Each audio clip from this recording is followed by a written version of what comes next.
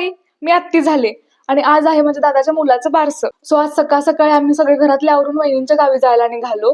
Window open केले तर माझे केस विस्कटायचे आणि बंद केले तर गरम व्हायचं.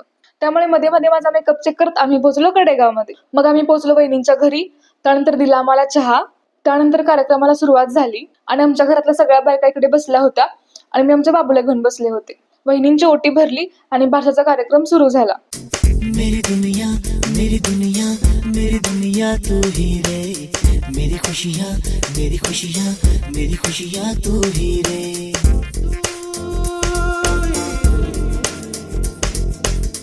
मेरी दुनिया मेरी दुनिया मेरी दुनिया तू ही रे, मेरी खुशियाँ मेरी खुशियाँ मेरी खुशियाँ तू ही रे.